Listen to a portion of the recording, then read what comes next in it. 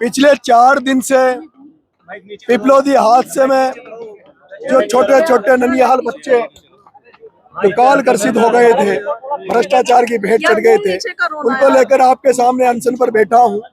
4 दिन से मैंने अन्न का एक दाना भी अपने शरीर में नहीं लिया है।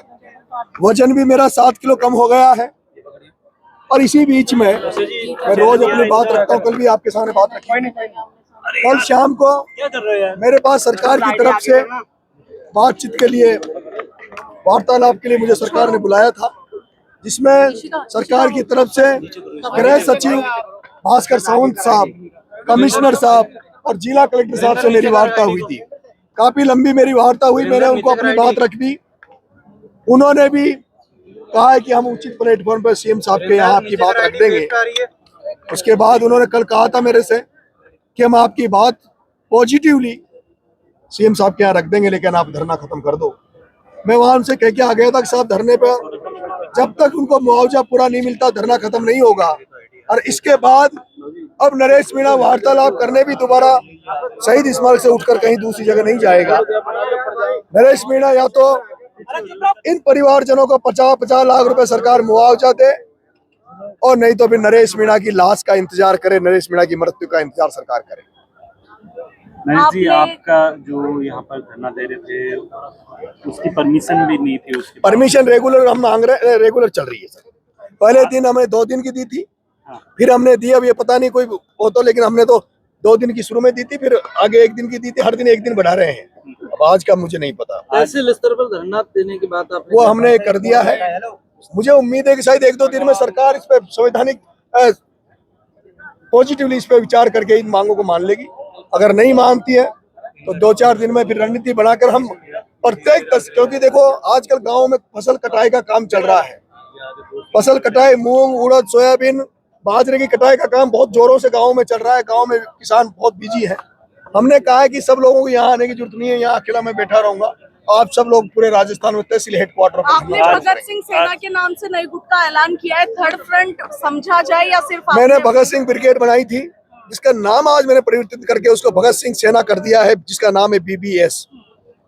ये भगत सिंह सेना हमने इस तरह से बनाया कि जहां एक तरफ RSS केवल हिंदू धर्म के लिए काम करती है, ये भगत सिंह की सेना सभी धर्मों की, सभी समाजों को साथ लेकर काम करेगी, जिससे राष्ट्र मजबूत हो, राजस्थान मजबूत हो, उस तरह से काम करेगी। उसका हमने मेंबरशिप चला रहे हैं। हमारा अभी टारगेट है 50,000 लोगों को, लेकिन इसमें ऑफलाइन हम जोड़ रहे हैं, ऑनलाइन नहीं जोड़ रहे। उनको भी ऑफलाइन में भी हम चिन्हित कर करके इसमें जोड़ेंगे लोगों को। और फिर 23 मार्च को शहीद दिवस पर हम ब्लड डोनेशन का कैंप करके और इस मुहिम को आगे चलाएंगे। इसको लेकर हमारे भाई प्रहलाद खटाना ने पूरा ब्लूप्रिंट इनके पास है, हमारा बना रखा है। उसमें हम पंचायत में, चुनावों में भी अगर हमें अभी लगा कि हमें सफलता मिल सकती है उस भगत सिंह सेना को, तो हम पंचायत लेवल पे भी इसके पंचायत प्रमुख भी बनाएंगे। तो उसमें हो सकता है आने वाले पंचायत राज के चुनाव में भी सेना को उतार सकते हैं। सीएम आवास की पूछ कर रहे थे आप, आज आपको रोका गया आपकी सेना को? देखिए ऐसा है, नरेश मीणा तो जब अकेला निकलता था, तब भी गोलियां और लाठियां चलती हुई आपने देखी थी। लेकिन नरेश मीणा के साथ आज हजारों लोग यहाँ थे। हमने पहले कह रखा था भाई बकरा देने जाएंगे, उसके बावजूद भी फोर्स जिस तरह से, कई आंदोलन हुए हैं, सिविल कमिश्नर तक गए हैं, सिविल लाइन तक गए, लेकिन नरेश मीणा को तो यही बंद कर दिया, नजर बंद कर दिया। लेकिन फिर भी कितनी शांति से, सुख शांति से आज हमारा आंदोलन, क्योंकि मैंने कह दिया था, मैंने कसम दी थी जब लोग जा रहे थे कि तुम्हें नरेश की कसम है, किसी तरह की ऐसी हरकत नहीं होनी चाहिए जिससे हमारे आंदोलन उसका नुकसान हो। नरेश भाई, पंचायत चुनाव लड़ने की आपने कही, संगठन पंचायत चुनाव 2028 में ये मान लिया जाएगा कांग्रेस बीजेपी छोड़ के तीसरा रास्ता? नहीं, अभी मैं इस बात पर आगे इस बात का मैं कंफर्म नहीं कर सकता।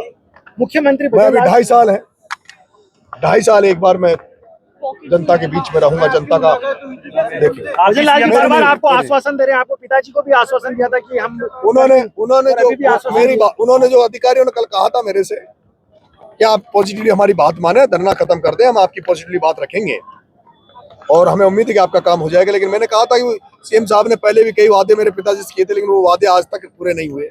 इसलिए मैंने अभी एक बात कही थी, कि इस मामले में अगर 50-50 लाख रुपए इन बच्चों को नहीं मिलते हैं तो उसकी जिम्मेदारी मैं भजनलाल जी को नहीं दूंगा, उसकी शिकायत मैं भजनलाल से नहीं करूंगा।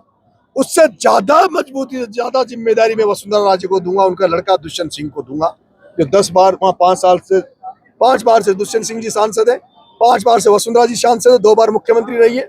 जब भजनलाल जी वहाँ जा रहे थे, जब ये घटना हुई, भजनलाल जी वहाँ जा रहे थे और वहाँ भजनलाल जी अचानक से क्यों कैंसिल हो गया, जा नहीं पाए। और अगर इस मामले में जो मैं यहाँ धरने में बैठा हूँ, तो मैं मानता हूँ कि वसुंधरा जी के चाहने नहीं चाहने से सब कुछ होने वाला है। वसुंधरा जी चाहेंगी तो इनका मुआवजा मिल जाएगा, वसुंधरा जी नहीं चाहेंगी तो नहीं मिलेगा। इसलिए इसकी जिम्मेदारी मैं आप सबके माध्यम से वसुंधरा जी राजे सिंधिया जी को और उनके बेटे दुष्यंत सिंह को दूंगा।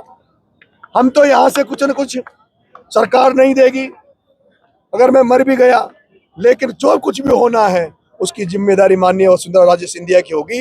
इसलिए मैं कहना चाहता हूँ आपके माध्यम से माननीय मुख्यमंत्री, पूर्व मुख्यमंत्री वसुंधरा राजे सिंधिया से, आप ही को मतलब जैसे मैंने केवल इतना सा कह दिया था झालावाड़ जाके कि वसुंधरा दुष्यंत को घुसने नहीं दूंगा, इस मात्र इतना सा कहने से मुझे जेल डाल दिया था। वसुंधरा जी, राजनीति में इतना तो चलता है। आप सोचते हैं कि मैं झालावाड़ जाके ओम बिरला को गाली दूं, तो मामला तो झालावाड़ का था, वहाँ ओम बिरला का थोड़ी था। वहाँ तो आपकी जिम्मेदारी थी, आपका क्षेत्र था, स्कूल तो आपके एरिया में था। ऐसे स्कूलों की हालत थी जहाँ आपने 10 बार सांसद रह गई, 2 बार मुख्यमंत्री रह गई। क्या आपकी नजर में वो स्कूल नहीं आए? भजनलाल की नजर थोड़ी गई थी, भजनलाल जी तो अभी मुख्यमंत्री बने, नजर तो आपकी थी। तो मैंने लेकिन उसके बावजूद भी मुझे दबाने के लिए, मेरी आवाज को दबाने के लिए उन्होंने डाला था। नरेश की आवाज दबने वाली नहीं।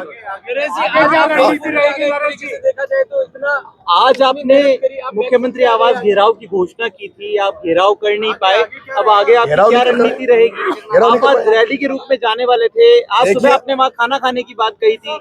मैंने कहा था, मैं यहाँ अनशन पे बैठा हूँ, गांधीवादी तरीके से बैठा हूँ। 3 बसें मेरी बामनवास में जब्त कर ली थी, ड्राइवर जब्त कर लिए थे। 5000 लोग शिवदासपुरा टोल पे रोक लिए थे, वहां जब गिरफ्तार किए लोग भाग गए बेचारे वापस। महेश नगर थाने में लोग गिरफ्तार किए। आज यहाँ किस तरह के हालात आपके सामने बैरिकेडिंग है। मनोज मीणा को अभी भी गिरफ्तार कर रखा है। तब मैंने गुस्से में कहा था, आ गया क्या? तब मैंने कहा था कि अगर भजनलाल जी इनको छोड़ा नहीं गया, उन बसों को नहीं छोड़ा गया, उनको आने नहीं दिया, तो नरेश मीणा अनशन को तोड़ के भजनलाल के घर पे डिनर करेगा। लेकिन फिर माननीय बुढ़ा साहब गए थे, बुढ़ा साहब ने यहाँ अधिकारियों से बात की, उसके बाद उनको रिलीफ की छोड़ा गया और शिवदासपुरा टोल पे जो फंसे पड़े थे वो छोड़ दिया था। और ऐसे में मैं तो गांधीवादी तरीके से बैठा हूँ, आप भी क्यों उकसाना चाहते हो? आगे की रणनीति क्या रहेगी? 2 साल बंद अभी, इनको छूट जाएगी, अब सब छूट जाएगी। बताइए आगे की रणनीति। नरेश जी, नहीं ऐसा नहीं है। देखिए मैं बताऊं आपको, ये अनशन चल रहा है। क्या है? अनशन लंबा चलता है। हमारे सब लोग घर बार छोड़ के, नरेश मीणा ने तो छोड़ रखा है, बर्बाद हो रहा है। लेकिन नरेश के चक्कर में सब बर्बाद नहीं हो, सारे लोग समय नहीं दे सकते। लेकिन लोग आ रहे हैं जा रहे हैं, लोग आ रहे हैं जा रहे हैं, अब वो लोग आए जाएं। लेकिन सरकार को जो ये लगे कि आप ही लोग ये कह देते नरेश मीणा अकेला बैठा है, उसके साथ तो कोई नहीं है। इन बच्चों को कोई चाहता नहीं। कल मैंने सीएम साहब को यही कहा था, उनको अधिकारियों को, कि कन्हैया लाल को वो जो 50-50 लाख रुपए दिए हैं, उनको मेरे हिसाब से इतनी जनता ने पैसा उनके लिए नहीं मांगा था। नरेश मीणा अकेला थोड़ी मांग रहा है, ये प्रतिनिधित्व है उन बच्चों का, उन बच्चों को न्याय दिलाने का प्रतिनिधित्व। जो हजारों लोग आ जाए, ये सारे लोग उन बच्चों को न्याय मांगने आए थे। ये भजनलाल को आपकी नजर में डालने के लिए लाए थे। गांधी के रास्ते पर तो अभी आप जा रहे हैं, क्या जरूरत पड़ने पर भगत सिंह के रास्ते पर? मुझे लगता नहीं है कि जरूरत पड़ेगी, जब मैंने तो तय कर लिया कि मैं आगे बता। एक सवाल का जवाब दीजिए, आगे आपकी रणनीति क्या रहेगी? क्योंकि आपने ऐलान किया था 11 बजे आप जो है सीएम हाउस का घेराव करेंगे अपने समर्थन। 11 बजे नहीं कहा, आप लाइव उसमें देखो, लाइव पोस्ट पे। और तो वो जब आया है, जब ये घटनाक्रम हमारे सामने आता, उसके पहले शायद पोस्टें आ गई होगी मेरी, कि जिस तरह से साधन रोके जा रहे थे, जिस तरह का वीडियो रोके जा रहे थे। आगे ये रहेगा, मैं अनशन पे बैठा हूँ, यहाँ कहीं किसी से वार्तालाप नहीं करने जाऊंगा। अगर अनशन के साथ मौन भी परमानेंट है, 5 मिनट का 3 बजे जो खोलता हूँ वो भी नहीं खोलूंगा। किसी डर था कि अगर आज आपने कूच करने की कोशिश की तो यहाँ पर धरना भी नहीं देने देंगे, गिरफ्तारी हो सकती है? देखो, ऐसा डर वर तो मुझे किसी का लगता नहीं है मेरे भाई, सुन, डर वर तो नहीं लगता। लेकिन जनता ये चाहती कि अच्छा आंदोलन चल रहा है, पहले जनक्रांति यात्रा अच्छी चल रही थी, हम पर कोई दोष नहीं लगे। हमको अपने आप गलती यहाँ गांधीवादी तरीके से पढ़े। आप मीडिया साथियों, आप भी समझ सकते हो भावनाओं को।